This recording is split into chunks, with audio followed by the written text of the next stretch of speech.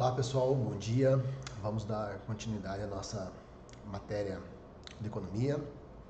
Estamos iniciando nossas conversas sobre políticas, as 3 políticas econômicas que contemplam o nosso conteúdo programático, ok?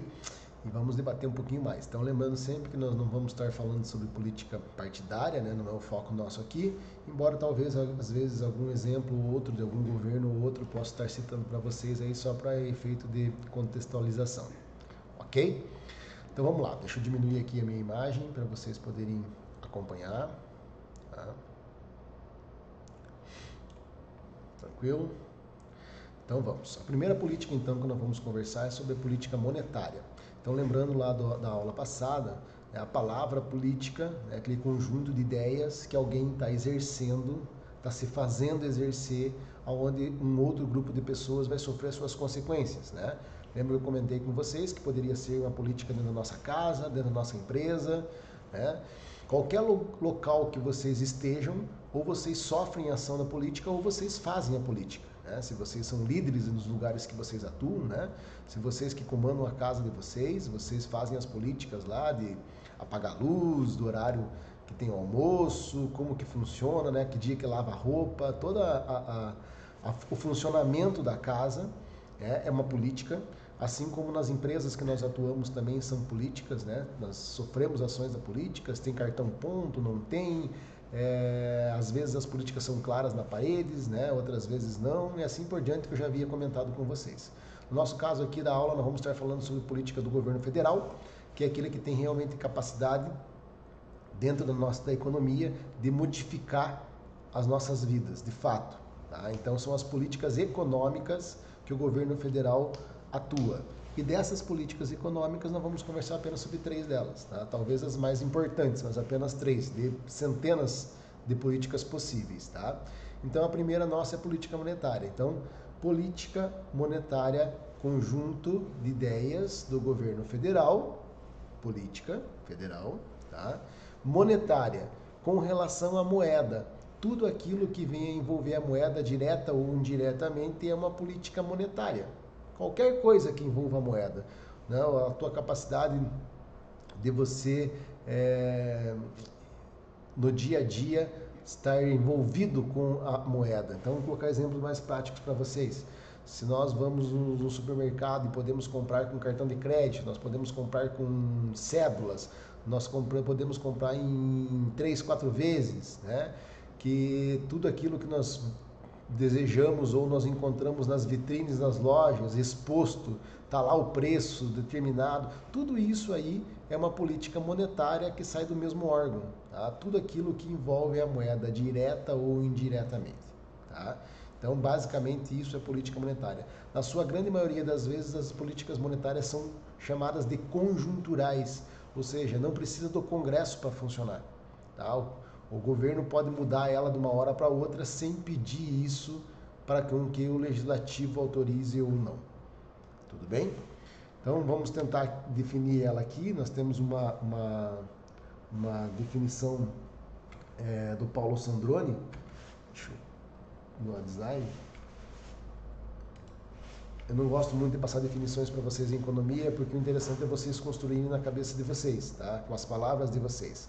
Mas vou passar aqui uma definição do Paulo Sandroni, que é um autor de alguns livros do Dicionário de Economia, só para tentar identificar. Então, política monetária, um conjunto de medidas adotadas pelo governo federal, tá? Pelo governo federal. Conjunto de medidas, política, adotadas pelo governo federal, tá? Visando adequar os meios de pagamento disponíveis às necessidades da economia do país. Então, isso aqui nada mais é do que adequar, tá, todas as medidas possíveis do governo com tudo aquilo que se envolve moeda e toda forma de moeda possível. Já vou explicar um pouquinho mais moeda para vocês vão entender um pouco melhor o que quer dizer. Tá? A moeda não necessariamente é o dinheirinho lá que nós conhecemos no dia a dia. Tá? Então, se fosse para nós definirmos política monetária num linguajar nosso próprio, conjunto de ideias do governo federal com relação à moeda. Tranquilo, para nossa matéria isso está ótimo, sem nenhum problema. Tá? Qual que é o principal agente da política monetária no Brasil? Não só no Brasil, mas na maior parte dos países do mundo. Tá? O nosso aqui não é diferente. Então, da onde que sai a política monetária? Não é o presidente que fica falando, né, como que é a política monetária. Tem órgão, tem os ministérios, e no caso da política monetária tem o maior órgão das finanças do Brasil, que é chamado de Banco Central. Esse prédio aqui é um dos prédios mais bonitos de Brasília, na minha opinião. Ele fica bem no comecinho da Asa Sul, ó. Essa aqui é a Asa Sul, ó, o eixo da Asa Sul, a asa vai até lá. Isso aqui são todos os apartamentos lá dos prédios, das asas, dos blocos das asas, das superquadras, tá? Dos todos os lados da asa. Então, aqui está o eixo principal, ó, da asa, bem no meio da asa. E aqui para baixo tem 5 ruas. Essa aqui, ó, a L1, essa aqui, aí lá vai ter L2, L3, L4, L5. E para cima tem 3 ruas, a W1, essa aqui, a W2 que não está aparecendo e a W3. Então são essas as ruas de Brasília, bem fácil de se localizar. E uma ligada nas outras através das tesouras aí que nós já vimos na aula passada. Tá? Então bem no final da Asa Sul, quase no corpo do avião, o corpo do avião está aqui, ó, nós encontramos esse prédio aqui muito lindo que é do Banco Central. Então dentro desse prédio aqui, tá? Lá no último andar do prédio fica uma sala de reunião e ali também funciona o gabinete do presidente do Banco Central. Tá? Então é dali que saem todas as decisões da política monetária brasileira. Tá? Só para efeito de curiosidade, o Banco Central aqui no Brasil tem 7 prédios. Tá? Esse aqui em Brasília, que é o principal, onde fica o presidente, os diretores principais da instituição, mas existem outros 6 prédios fora esse, que para o Banco Central ficar mais próximo da população também, tá? Embora nós enquanto cidadãos não temos direito de atuar no Banco Central, abrir conta, esse tipo de coisa, mas temos uma filial, vamos imaginar assim, do Banco Central em Porto Alegre, outra em Curitiba, em São Paulo, no Rio de Janeiro, em Fortaleza e em Salvador. Tá? São esses, e de Brasília, né, que é o principal. São esses os nossos bancos centrais. Inclusive um deles aí foi foco do maior roubo do mundo até hoje em espécie, né, em dinheiro em espécie. Tá? Tem um filme, inclusive, para quem não assistiu, assista, que é extremamente interessante, Assalto ao Banco Central. Um grupo de assaltantes, vários, fizeram um túnel durante o final de semana, tal, ficaram o final de semana inteirinho assaltando o banco. Bem interessante o filme para quem tiver curiosidade de assistir. Tá? Então, esse aí é o prédio do Banco Central e a principal autoridade, principal agente da política monetária. Tá? Essa pessoa aí, na atualidade, é o Roberto Campos Neto, é o neto do Roberto Campos, outra pessoa extremamente importante na história do Brasil, foi ministro também, tá? De governos anteriores, é falecido já. É uma família de pessoas ligada aí à política e à economia. E essa pessoa é extremamente técnica, primeira vez que se envolveu em governo foi agora, e ele foi convidado aí para ser o presidente do Banco Central pelo Paulo Guedes, aí, o famoso Paulo Guedes. Tá? Então é esse cara aí que é o presidente do Banco Central. Então as políticas monetárias do Brasil saem, teoricamente, da cabeça do presidente e dessa pessoa aí. Tranquilo? Vale a pena ressaltar aqui um parênteses para vocês. O Banco Central do Brasil, independente do governo que passa, tá? Já tivemos o governo PT, PSDB, qualquer governo da história do Brasil, do regime militar, não importa. Tá? É um dos poucos órgãos brasileiros que não são políticos. Tá? Então, embora o presidente aí desse órgão, essa pessoa aí no momento, seja um cargo indicado pelo presidente da República, tá? Nenhum dos presidentes anteriores, e esse também não, indicou cargos políticos, embora poderia. Tá? Mas essa instituição é tão importante para a estabilidade econômica do país que nenhum partido político arriscou até hoje colocar um ente do partido para gerenciar o banco. Tá? Diferente, por exemplo, do ministro da Fazenda, já foi político, tá? do presidente das estatais, né? Da Petrobras, do Banco do Brasil, da Caixa Econômica. Historicamente, nos governos anteriores, sempre foram políticos que estiveram à frente, indicados pelo presidente da República. Tá? Esse órgão aqui, o Banco Central, nunca teve isso. Tá? Sempre foram pessoas técnicas ligadas da área pela importância que tem, pela relevância das tomadas de decisões. Tá? Então, é bom que fique claro isso para vocês entenderem melhor. Tá? Então, quais são as funções do Banco Central? ele não trabalha com particulares nem empresa, então não adianta você ir lá tentar abrir uma conta corrente lá, ou a maior empresa do Brasil, a Petrobras, a Vale, não vai ser recebida pelo Banco Central. Não tem o que eles fazerem lá, não é para isso que serve. Tá? O Banco Central concede financiamento ao resto do mundo, ao setor público e os outros intermediários financeiros. Interessante isso aqui. Tá? O Banco Central não é um órgão com orçamento próprio. Então, ele não tem orçamento, ele não tem a possibilidade de existir corrupção dentro do Banco Central. Tá? Ele não destina verba para ninguém. Porém, o Banco Central representa o Estado brasileiro. Tá? Então, se o Estado brasileiro resolve, lá, o presidente da República resolve emprestar dinheiro para outro país, em dólar, tá? Ou aqui dentro do Brasil, ele resolve fazer empréstimo, contrair dívida, que é a chamada dívida interna. Tá? Então, quem faz esse trâmite em nome do governo, tá, é o Banco Central. Tá? Então, é ele que exerce isso em nome do governo, mas ele sozinho, o Banco Central, não tem essa autonomia. Tá? É em nome do governo que ele atua dessa forma. Então, ele não tem orçamento dele, diferente de um BNDES, da Caixa Econômica. Tá? Aqui não tem grana circulando lá dentro para reenviar para outros entes, para esse tipo de coisa. Tá? O Banco Central é um órgão regulador da economia. Então ele não tem orçamento para gastar na economia, diferente de quase todas as outras instituições estatais. Tá?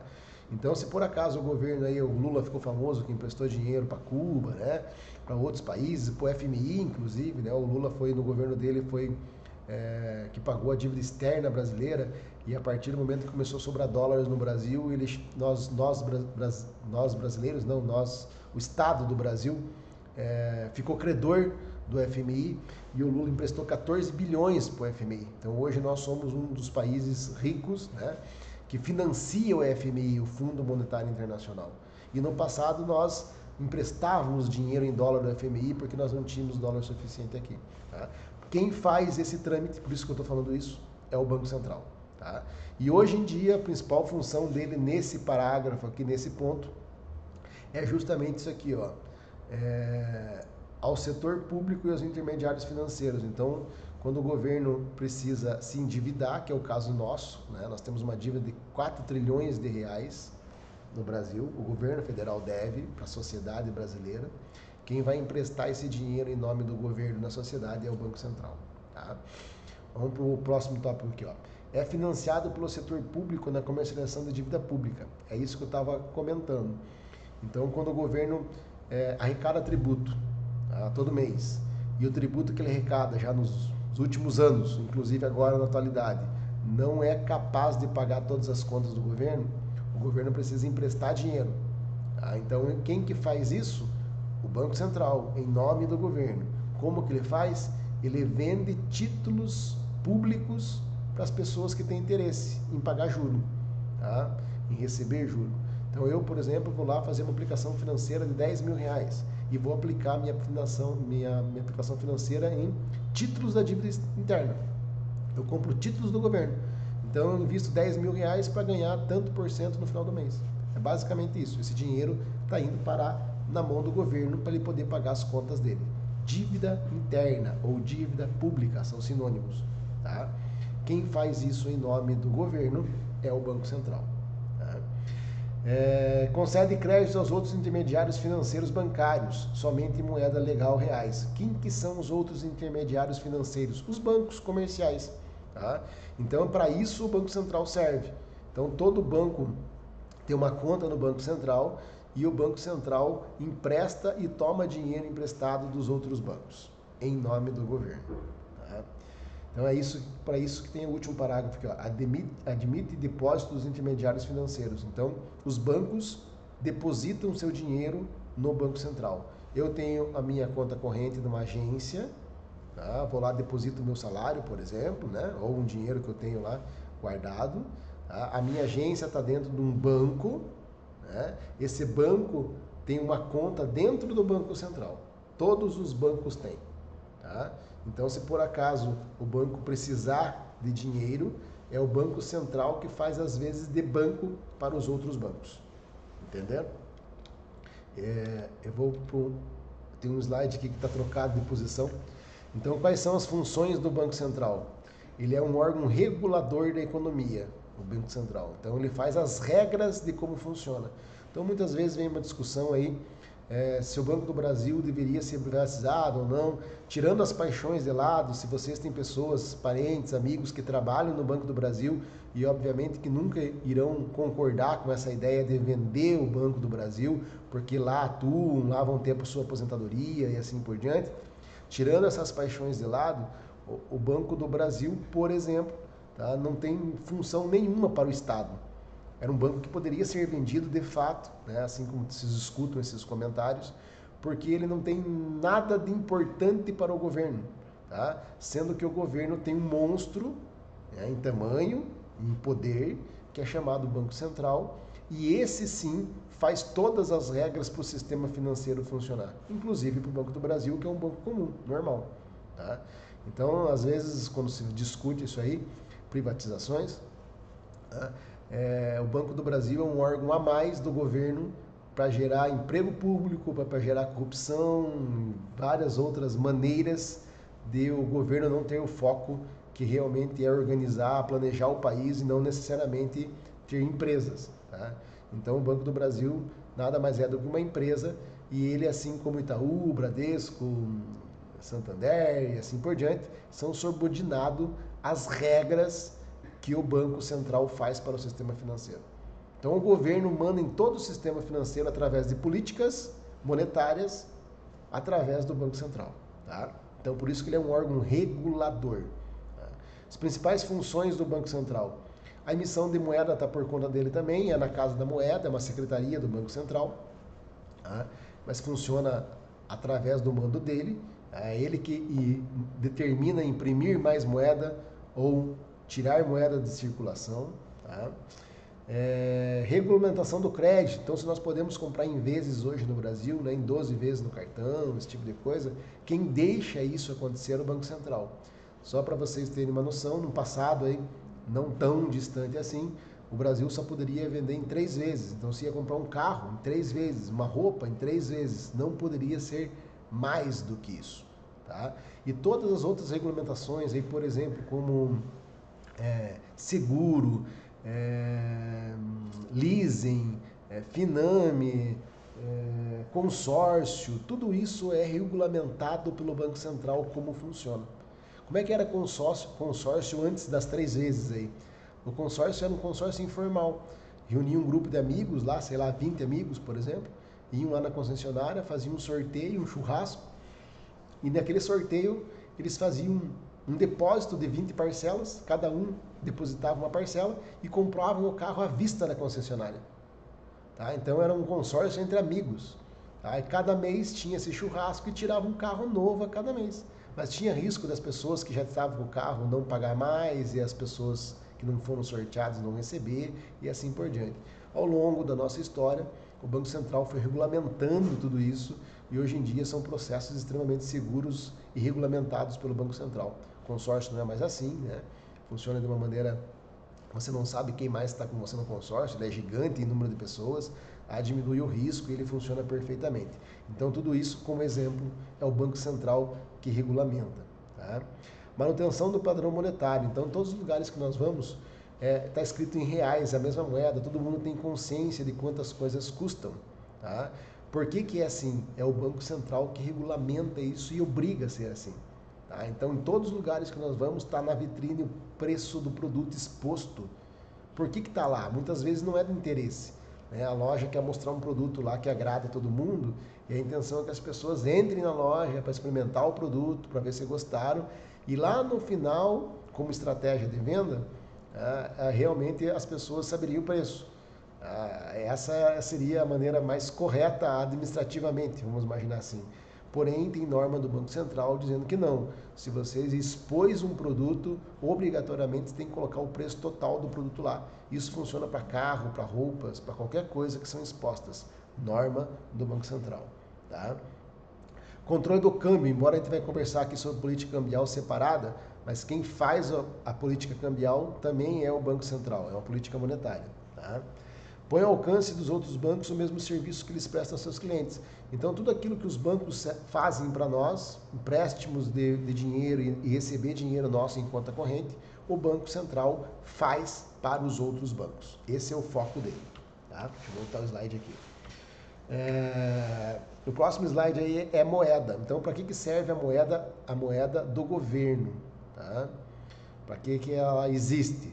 A definição de moeda, que não está aí no slide, nada mais é, de uma maneira simples, no linguajar nosso, que eu sempre prezo isso para vocês, né, para nós entendermos. Moeda é qualquer coisa aceita como troca. Qualquer coisa. Tá? Então, por exemplo, se eu fabrico essa caneta aqui, ó, tá? E tenho milhões dessa caneta aqui, e você aceita vender para mim um produto que você tem aí, uma bicicleta sua, tá? E você aceita receber 3.000 canetas dessa como pagamento, vamos imaginar, tá? A caneta vira uma moeda nesse momento. Tá? Então, moeda é qualquer coisa aceita como troca, qualquer coisa. Tá? Tem até um exemplo prático para vocês. Deixa eu pegar aqui, ó. Estou vendo aqui, nesse momento, o convênio aqui da empresa que eu trabalho, tá? O convênio dos funcionários. Tá? E nesse convênio, aqui, ó, nós aqui da empresa fizemos um chequinho aqui, ó. Um chequinho, esse chequinho aqui é de R$200, tá? Então já vem pré-estipulado, eu só coloco o nome da pessoa e assino aqui embaixo dizendo que esse chequinho vale. E as pessoas vão lá, ó, nesse mês aqui, ó. Quantos tem? As pessoas vão lá no supermercado, entregam esse chequinho lá, tem valores de 200, valores de 100, vários valores diferentes. Tá? Fui eu que mandei fabricar isso numa gráfica, tá? As pessoas pegam isso aqui, né, quando precisam fazer compra ao longo do mês e não tem dinheiro, tá? Vão lá, entregam no mercado e o mercado aceita. Então isso aqui é uma moeda que eu criei. Tá? Então qualquer coisa que seja aceita perante quem está te vendendo como forma de pagamento é uma moeda. Tá? Mas esse slide aqui especificamente nós estamos falando das moedas oficiais do governo. Por que elas foram criadas? Tá? Então a primeira, isso aqui é questão de prova inclusive, a primeira função da moeda é instrumento de troca. Então em vez de nós trocarmos produtos um pelo outro, né? Eu tenho um cavalo, você tem vaca, então eu quero comprar vaca, te entrego um cavalo, aquela coisa toda, que é o escambo. Para substituir o escambo veio as moedas oficiais dos governos.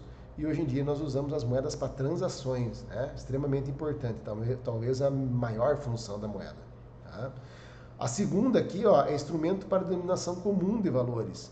Então, se existe uma moeda só, ela é única naquela região, tá? E todo mundo aceita aquilo como forma de pagamento, facilita muito as trocas e isso cria na cabeça das pessoas uma denominação comum de quantas coisas valem.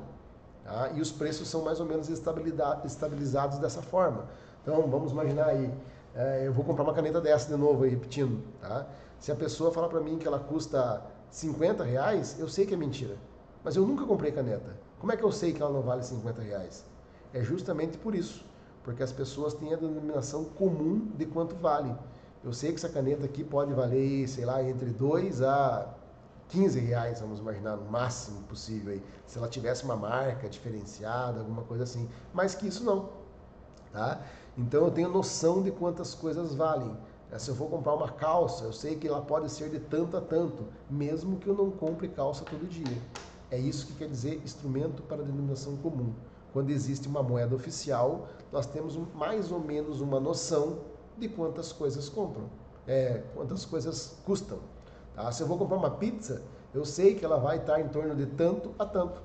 Tá? Em média, né? Obviamente. Né? Tem lugares que é muito mais caro pelo ambiente, pelo serviço, outras funções que não necessariamente é o produto em si. Tá? Então é isso que quer dizer instrumento para denominação comum de valores. E a terceira que está ali, é a última, na verdade, instrumento para reserva de valores e precaução.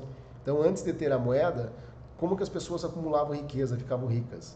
Eu ia lá, comprava uma área, uma fazenda e ficava enchendo de coisas da fazenda, de animais, de benfeitorias. Era assim que eu acumulava. A nossa região aqui é típica disso, inclusive. Tá? Os fazendeiros mais tradicionais, mais antigos, quando eles começavam a acumular riqueza, eles tinham que ter bens dentro das suas áreas. Tá? A partir do momento que a moeda começou a ficar cada vez mais comum e utilizada, as pessoas não precisam mais ter bens para acumular riquezas. Basta ela ter a própria moeda.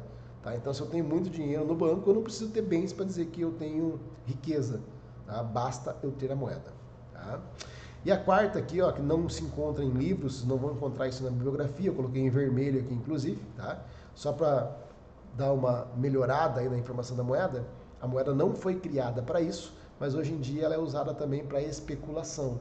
Então, eu ganhar dinheiro com a própria moeda, tá? Emprestando, tá? Fazendo com que a moeda cada vez mais aumente as minhas riquezas, tá? Pode pensar aí que é através de agiotagem também, né?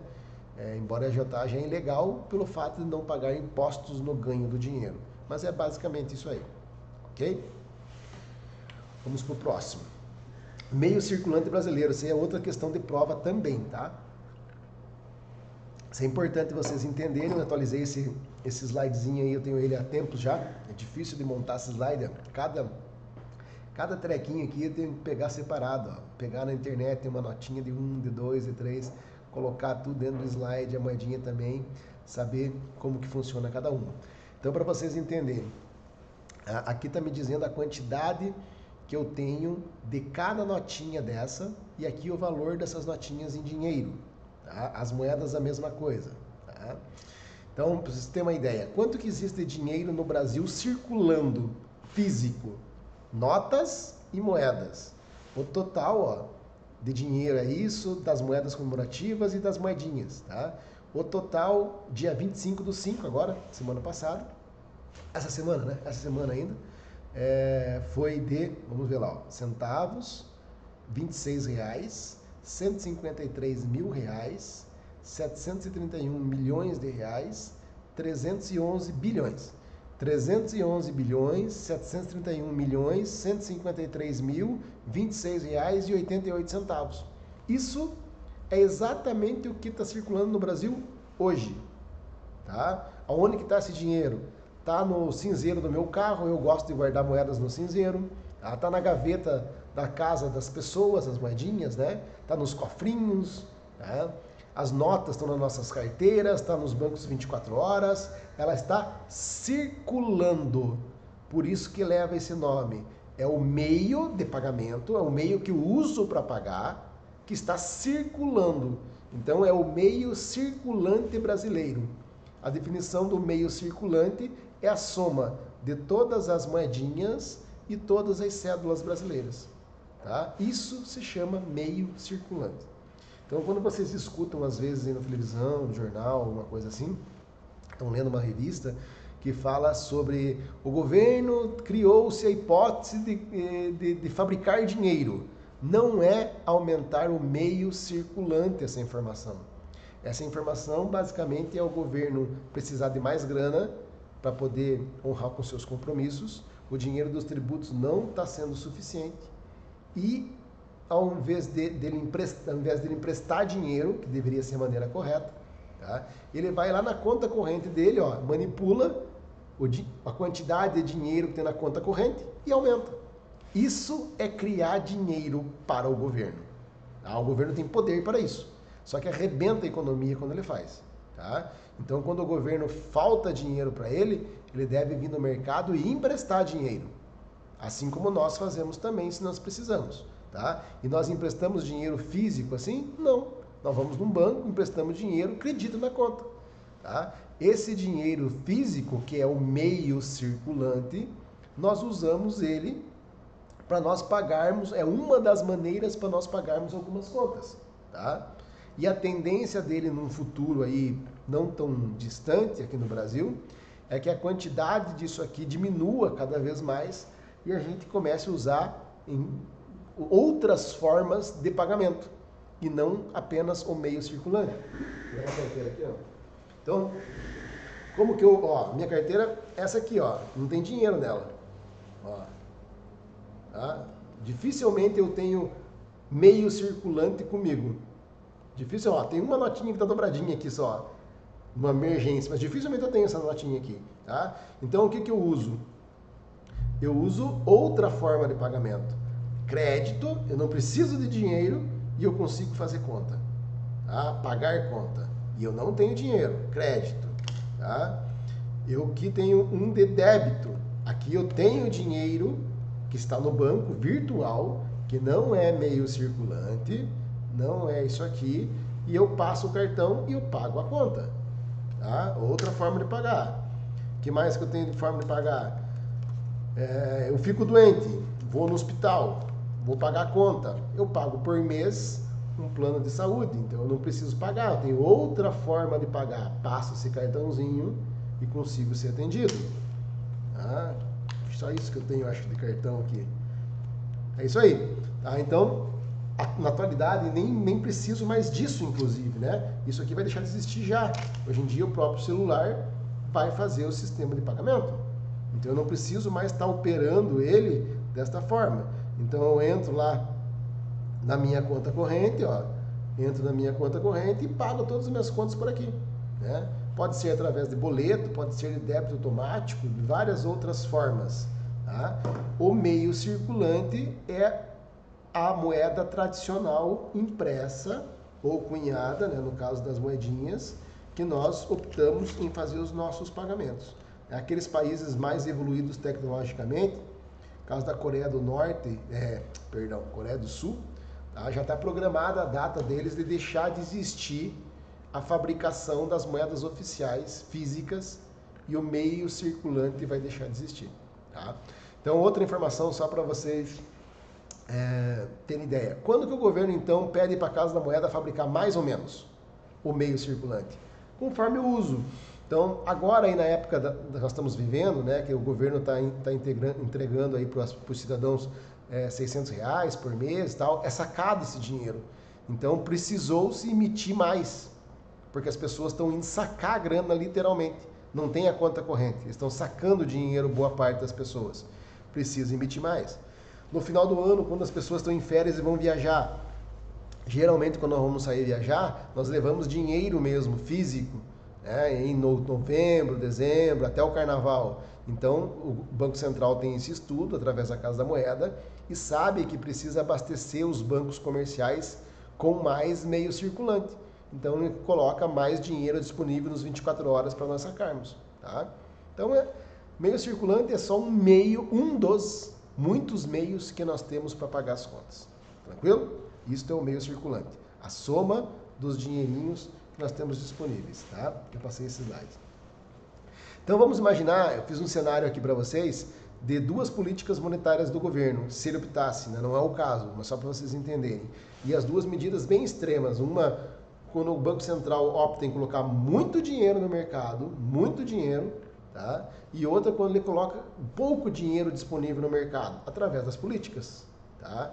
Então vamos fazer a primeira aqui, ó, insuficiente oferta de moeda. Então o governo disponibiliza para nós, cidadãos, dificuldade em obter moeda. Tá? Então o que isso vai ocasionar na prática para nós?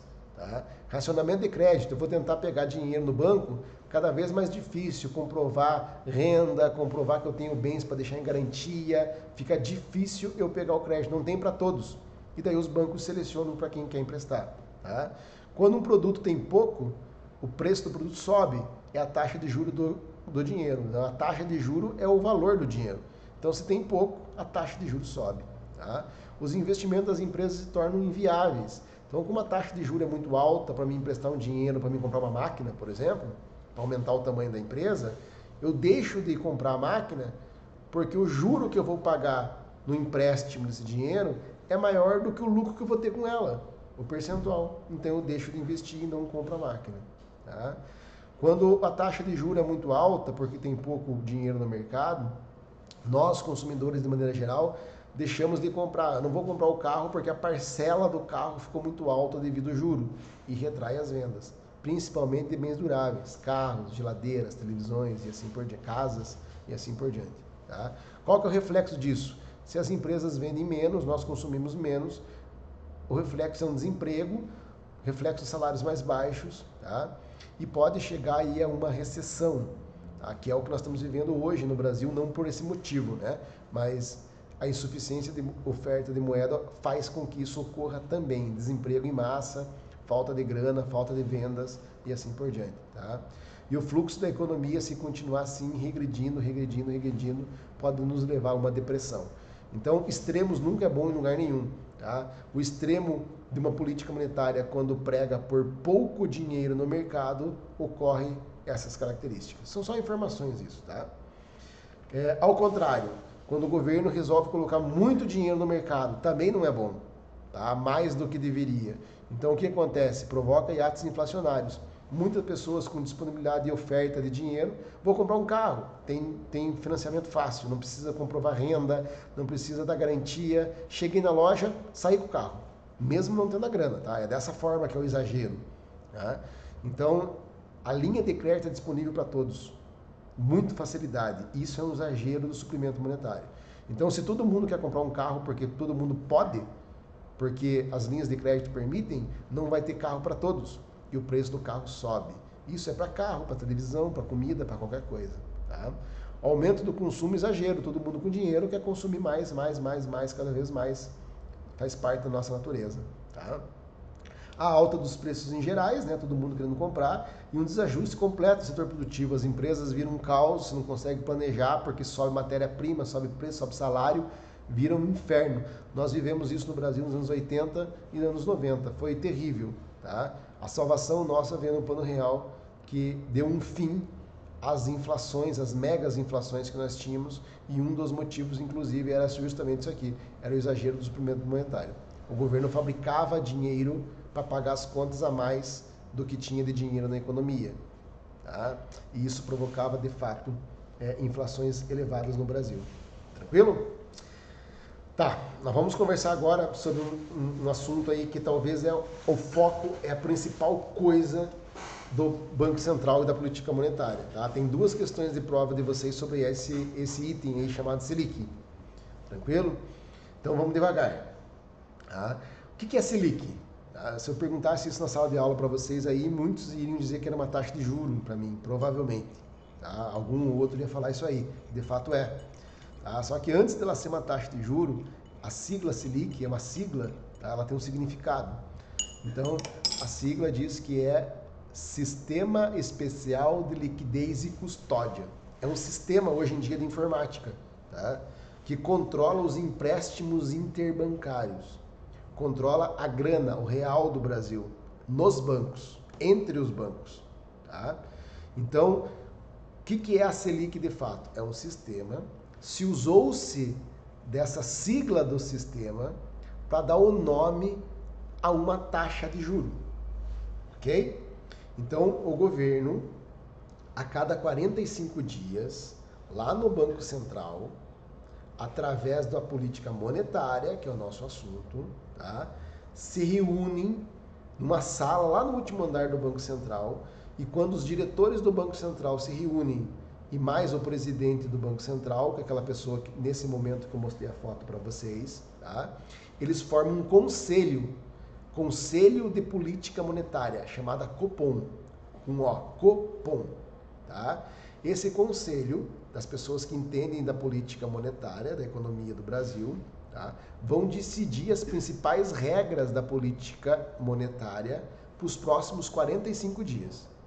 Tá? Quando termina essa reunião, às vezes demora até 2 dias a reunião. Quando termina a reunião, sai uma ata, um documento, dizendo qual é a política do governo monetária para os próximos 45 dias. E a principal informação que sai dessa reunião é o valor da taxa Selic, se ela aumentou ou se ela diminuiu. E isso é fundamental para o país, quando a taxa sobe ou quando a taxa baixa. Tá? Então, a Selic é um sistema, tá? E pegou-se o nome do sistema para dar o nome da taxa. Então, vocês vão escutar na televisão que é taxa Selic, que é a taxa referencial, a taxa básica de juros. Por quê? Porque é a taxa mais baixa que tem no mercado nacional de juros para você pegar dinheiro, mas ela não tem acesso a nós, pessoas físicas, e nem as empresas. Nós não chegamos a conseguir pegar dinheiro no valor da taxa Selic, tá? Mas ela é a primeira. A partir dela vai ver as outras, aquelas que nós temos acesso. Então, se essa taxa Selic aqui está baixa, que é o caso agora, está 3% ao ano nesse momento agora. Tá? A tendência é que as outras taxas, até o cheque especial nosso lá, caia em função dela. Tá? É oferta e demanda. Tá? Se a taxa básica caiu, as outras caem também. Por isso que ela é extremamente importante. Tá? No próximo aqui, ó, coloquei um gráficozinho para vocês, só para vocês terem uma noção do que aconteceu ao longo da história aí. Tá? Ó, desde 1996 eu peguei esse histórico aqui, já foi a 40 e poucos % ao ano, caríssima, altíssima, e ao longo da nossa história vem caindo, ó. Às vezes com algum pico, cai, pico, cai, pico, cai, ó. E agora nesse atual governo aí, ela é mais baixa da nossa história, tá em 3%. Essa taxa aí agora, com esse número aí, nós, enfim, chegamos num patamar de taxa dos países mais civilizados do mundo aí que tem economias sólidas. Estamos com taxas iguais ou muito parecidas, tá? Que são taxas que favorecem a economia. É ótimo, taxa de juro barata para todo o setor, tá? Por que é bom? Então vamos tentar entender. Vocês estão tendo matemática financeira aí também, muitos de vocês. Dependendo da turma que vocês estão, mas aqueles que não tiveram ainda vão ter, tá? Então existe lá na matemática financeira uma análise de viabilidade de financiamento, tá? De investimento, se é viável ou não. Então eu quero montar um carrinho de pipoca, vou fazer uma análise de investimento, se é viável ou não. Vou comprar um caminhão, é viável ou não. Vou montar uma padaria, é viável ou não. Com o pessoal aí de administração na área de custos, nós estamos montando uma pizzaria, é viável ou não. Isso tudo, análise de investimento, a basicona, assim, a grosso modo, é analisado por duas coisas aí da matemática financeira, chamada de TIR e VPL. Tá? Então você vai lá, por exemplo, investiu 10 mil reais para comprar um carrinho de pipoca, vamos imaginar. Tá? E esse carrinho de pipoca deu um retorno para você no primeiro mês de R$ 1.000, no segundo mês de 2.000, de 3.000, de 4.000 e de 5.000, hipoteticamente. Tá? Ou pode ser anual, tanto faz. Tá? Isso aqui é uma demonstração de fluxo de caixa. Tá? O que o VPL nos mostra? O VPL nos mostra que esse 10 mil que eu investi, eu tirei do meu bolso, está negativo ali, tá? E esse investimento que eu fiz vai me dar lucros no futuro. Tá? Lucro literalmente, a minha empresa vai ter lucro, vai sobrar dinheiro. Que é esse 1.000 positivo, 2.000 positivo, 3.000 positivo. Eu vou trazer esses valores daqui 1 ano, 2 anos, 3 anos, 4 anos, 5 anos, eu vou trazer isso tudo para hoje, para o presente. Descontando uma taxa de juro. Tá? Essa taxa de juro que eu vou descontar é a Selic. Tá?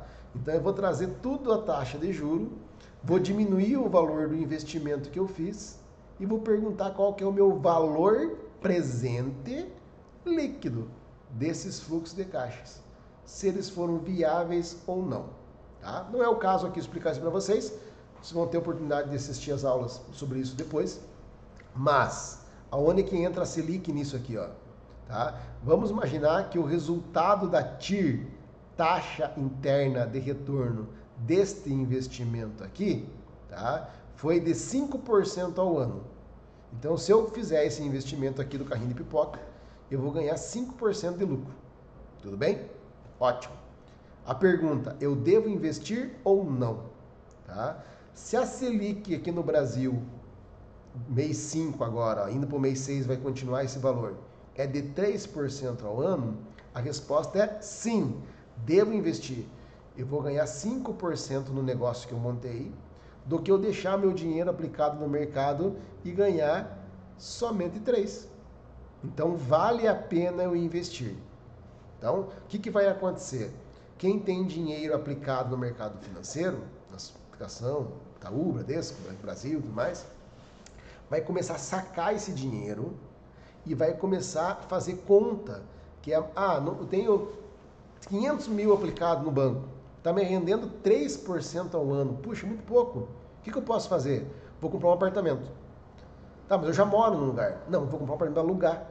O aluguel que eu vou receber por mês vai ser maior do que 3% ao ano. Então, por que eu vou deixar o dinheiro lá? Eu vou querer pegar o dinheiro do aluguel. Compro um apartamento. E a economia faz com que a construção civil desenvolva. Tá? Eu estou com o dinheiro lá, minha empresa, tenho, 300 mil aplicado e eu preciso comprar uma máquina. Se eu comprar a máquina, quanto que vai ser meu retorno de investimento? Vai lá, faço a conta, a TIR vai dar 8%. Puxa, eu vou comprar a máquina. É melhor eu investir na empresa do que eu deixar o dinheiro aplicado rendendo 3%. Tá? Eu não tenho dinheiro, vou prestar um dinheiro do banco. E o banco também cobrando aí em torno de Selic mais 1%, vai dar 4%. Faço um plano de investimento no negócio que eu quero, a TIR lá deu 10%, empresto o dinheiro do banco e monto o negócio. Tá? Então a Selic baixa é extremamente importante para a economia, porque as pessoas tiram os dinheiros das aplicações e jogam no mercado para tentar ganhar mais dinheiro. E quando elas jogam no mercado, a economia cresce de uma maneira muito legal. Tá? Faz com que o PIB cresça porque está gerando emprego, gerando renda, porque as pessoas não estão mais com os dinheiros parados numa aplicação financeira e jogaram ele na economia. Então vai construir apartamento, vai vender carro, vai vender de tudo e a economia funciona. Quando a taxa Selic é alta, é maior, começa a ficar maior que os resultados dos investimentos feitos, a economia para. Então quando nós voltamos lá, ó, aqui com taxa de juros de 14%, tá, que já estava baixa em relação ao que nós tínhamos anteriormente, ó, mas com 14%, dificilmente empresas dão um lucro mais do que 10%. Muito difícil. Tá? Então, quando temos uma taxa de juros de 14%, a grande maioria das pessoas que tem dinheiro deixam o dinheiro aplicado ganhando esse 14% e vão dormir. Tá? Não viram empreendedores, não viram capitalistas empreendedores, viram somente capitalistas investidores. Tá? E a economia não gira. Então a taxa de juros Selic é extremamente importante para o país, porque faz com que o dinheiro saia das aplicações financeiras, saia dos bancos e vá para o setor privado para produzir, gerar emprego, gerar renda a mais para o governo, com tributo e assim por diante. Todo mundo sai ganhando. Tá? Quem que não gosta de quando a Selic cai? Quem não gosta é aquele que não tem negócio, não empreende, mas tem dinheiro. Então ele vivia de juros. Tá? Então quanto mais alto o juro, melhor para você. A partir do momento que a taxa de juro cai, para quem tem muita grana aplicada no mercado financeiro, é ruim. Daí ele vai ser obrigado a tirar e jogar no mercado produtivo para ele tentar ganhar mais. Senão ele vai ficar ganhando os 3% ao ano, que é muito pouco para ele. Entendendo? Tranquilo? Tá? Como é que funciona na prática esse sistema aí, tá? Que levou o nome da taxa? Então eu tenho o Banco Central aqui no meio, que é um monstro, e existem todos os bancos ligados a ele. Todos, é obrigado. Então se você quiser ter um banco, você tem que passar por um processo gigantesco, tá? Extremamente complexo, provando que você pode, que você tem dinheiro, blá, blá, blá. E a partir do momento que você é aceito, vamos pensar assim, você tem que ter uma conta no Banco Central. Os bancos comerciais têm uma conta lá. Então, qual que é a conta do Banco do Brasil? É o número do banco. O Banco do Brasil é o 001. Tá? O Itaú é o 341. A Caixa Econômica é o 104, se não me engano, não tenho certeza. Tá? Então, cada banco desse aqui tem um número da conta dele dentro do Banco Central, que é o número do banco, que está lá no cheque, quando você tem um cheque. Quando você vai fazer uma TED para outro banco, você tem que digitar esse número, tá? Para identificar qual é o número da conta que vai ser transferida de um banco para o outro, tá? Dentro do Banco Central. Tá? Então eu tenho o número da minha agência, tá? Para o meu banco identificar qual que é a agência que eu estou no Brasil, e os bancos, cada um tem a sua conta, o seu número dentro do Banco Central. Então como é que eu do Itaú faço um depósito no Bradesco para você? Eu vou lá, em segundos transfiro 100zão. Estou devendo lá, 100zão. Mandei 100zão para você. Como é que é feito isso na hora? Sai o dinheiro meu da minha conta corrente que está dentro do Itaú. E o Itaú manda esse 100zão para o Bradesco, que os dois estão dentro do mesmo sistema dentro do Banco Central. Então é como se fosse transferido de uma agência para outra, dentro do Banco Central. Daí o Bradesco, recebendo esse 100zão, manda para a agência tua que estava para receber os 100 reais. Tá? Só por isso que é impossível fazer as TEDs hoje em dia, as transferências eletrônicas diretas. Tá? Como é que era no passado? Era um DOC. Eu do Itaú mandava um dinheiro para o Bradesco. O Itaú fazia um documento físico, mandava esse documento lá para o Bradesco, Demorava 2, 3 dias para isso chegar lá na agência de destino e daí funcionava o DOC, a transferência entre bancárias. Hoje em dia é tudo eletrônico via o sistema Selic, tá? Funciona assim. Mas para que serve a taxa? Então, quando chega no final da tarde, o sistema financeiro brasileiro é ótimo, extremamente seguro. Às 4h30 da tarde fecha todo o sistema e esses bancos têm que fechar positivos, eles não podem fechar negativo, é proibido por lei do Banco Central. Então imagine que o Itaú, hoje, por pagamento de salário, qualquer coisa assim, saiu mais dinheiro do que entrou, tá? Hoje. E a conta dele ficou negativa em 70 milhões, tá? Ele não pode ficar de hoje é sexta, né? Até segunda, ou se fosse terça, até quarta, negativo. Então ele tem que emprestar esse dinheiro, tá? Então ele entra em contato com as tesourarias de todos os bancos comerciais, eu coloquei só alguns aqui, tá? E eles emprestam os 70 milhões negativo. No outro dia, quando abrir o sistema financeiro de novo, a primeira coisa que o Itaú vai fazer é devolver o dinheiro que ele emprestou no dia anterior, pagando uma taxa Selic. É para isso que serve a taxa Selic. Empréstimos interbancários entre os entes do sistema financeiro, tá? Então sempre tem que fechar todo mundo positivo por segurança nacional, tá? Mas se por acaso faltou dinheiro somando todos, daí tem um monstro aqui, que é o Banco Central, que entra emprestando dinheiro e cobre a conta de todo mundo pagando a taxa Selic, tá? Só mais uma informação. A taxa Selic, lá discutida no cupom, no conselho, lá no Banco Central, é uma meta. Tá? Então, traçou-se a meta para o presidente do Banco Central. A partir de agora, você deve fazer com que a Selic efetue em 3% ao ano. Mas ela não é travada, ela é livre. Tá? A partir dessa data que foi travado, o presidente do Banco Central, políticas monetárias todo dia, tá? Para fazer com que essa taxa bata a meta. Então, o que acontece? Faltou dinheiro no sistema financeiro, entre os bancos. A tendência é que a taxa suba, tá? Pouco produto, o preço do produto vai subir. O Banco Central entra emprestando reais, a taxa baixa até chegar ao 3%. Se for ao contrário, está sobrando dinheiro no sistema financeiro hoje, tá? A tendência é que a taxa caia, ia fechar 2%, 1%. O Banco Central entra no mercado emprestando dinheiro dos agentes financeiros, dos bancos, e vai fazer com que a taxa suba até chegar na meta. Então, se vocês entrarem no site do Banco Central e lá na Selic histórica, vocês vão ver que está sempre perto, mas nunca é 3,333 todo dia. É 2,99, 2,98, 3,01. É o Banco Central atuando, comprando reais e vendendo reais todo dia no mercado, perante os agentes financeiros, para essa meta bater. Tá? É daí que sai realmente a Selic. A reunião determina quanto que é o valor e o Banco Central todo dia fazendo política monetária, comprando e vendendo entre os agentes financeiros para essa meta bater. Tranquilo? Sem problemas? Tá? Então, só para vocês terem uma ideia, quem utiliza muito a taxa Selic é o governo, porque quando ele empresta dinheiro daquilo que ele arrecadou de tributo, tá? Não foi suficiente para pagar as contas. Da onde que o governo tira dinheiro? O governo tem poucas possibilidades, assim como nós. Tá? Então eu tenho meu salário. Tá? Tenho meu salário. Beleza. Não foi suficiente para pagar a conta. O que eu posso fazer? Eu posso emprestar dinheiro no banco e pago a conta e fico devendo. Vou ter que pagar essa conta depois. Tá? Ou eu posso vender um imobilizado meu. Eu tenho 3 casas, vendi uma, cobri a conta. O governo também tem essa possibilidade. Então, privatizações é isso.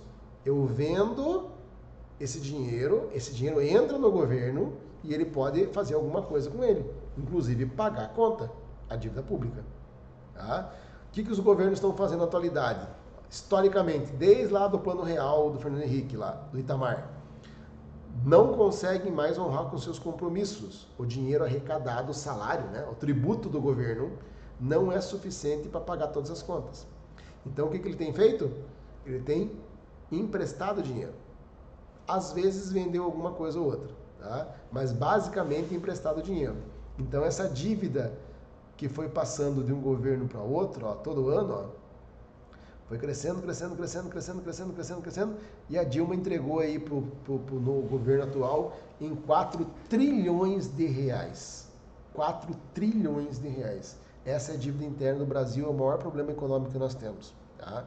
E esse debate enorme que está tendo aí agora na televisão, entre os governadores e o presidente da República, é justamente para isso, porque como caiu a receita dos estados e das prefeituras devido à pandemia, esses estados e os municípios não terão dinheiro nem para pagar folha de pagamento, porque eles não estão recolhendo ICMS, ISSQN, IPTU, como deveriam, porque as pessoas estão sem dinheiro e não estão pagando as contas. Tá? Daí o governo federal está ajudando esses estados a poder pagar a conta, está emprestando dinheiro para eles. Tá? E daí o governo federal também não tem dinheiro. E o que ele faz? Vai aumentar essa dívida. Então, provavelmente aí nós vamos chegar em 2021 com 5 trilhões de dívida. E era justamente no momento agora em 2020 que o Brasil, a campanha, pelo menos do governo que está aí, era essa, que essa dívida ia começar a cair. Tá?